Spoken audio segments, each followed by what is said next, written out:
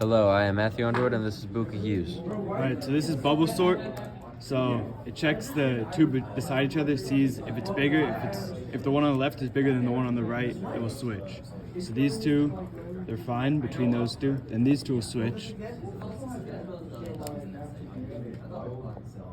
Because the white duck was more than the blue duck right there. Exactly. And these two will switch. This is now 5.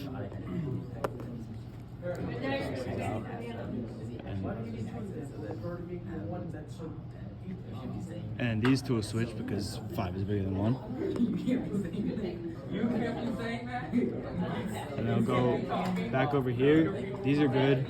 Now these will switch.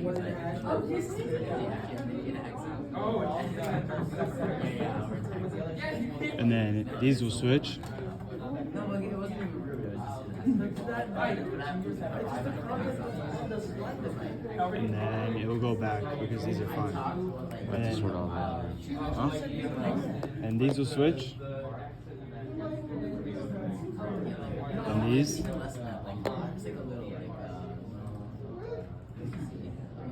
And this is all in the right order, so it'll stay. And then finally these two will switch.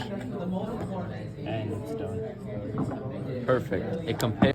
So this is insertion sort with Matthew and me. Okay. So to start with insertion sort, we look at the first element. The first element here has D. D has a value of 4, and so we compare it. And so that's sorted already because it's the first element. Now we check the E. Check if the E is greater than the thing to the left of it, which is the D. D has a value of 4. E has a value of 5, and so those two are sorted. But then we get to the C, and the C has a value of 3, which is less than E and D. And so it takes the C and inserts it before both of those and slides the other two over like that. And then, so now that's sorted.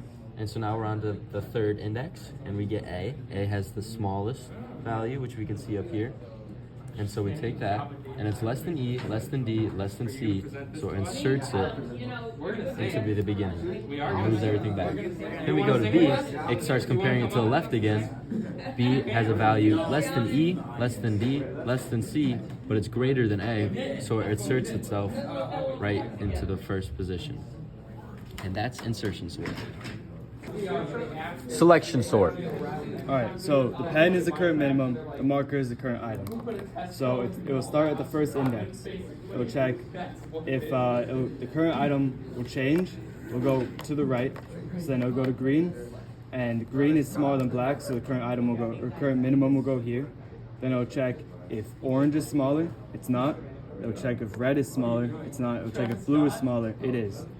So then it'll go to the current minimum, and then it'll check if purple is smaller, it's not. So then you swap these two, and then you go back here. With green, that's currently the current minimum, and then it'll check here, here, here, here, they're all smaller, so it'll stay where it is. Then it'll go to orange. It will check, now it's the current minimum. So it'll check red, it is smaller, so it'll go here. Then it'll check here and here, and neither of them are smaller than red. So these two will swap. And then orange, it will check, now it's the current minimum, so it'll check here. Black is smaller, so these two will swap. And then it'll check these, and it's fine, and now it's complete. Completely sorted.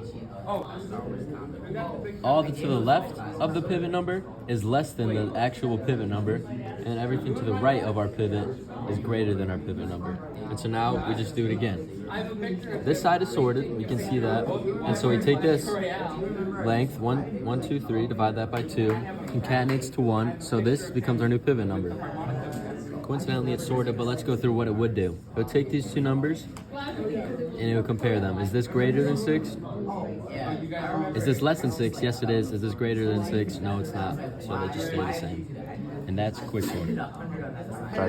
So the last one is merge sort. So first we'll start by splitting the large array into 2 different arrays, and then we'll split it again, and then we'll split it one more time until they're in single, like, there's only one in each array.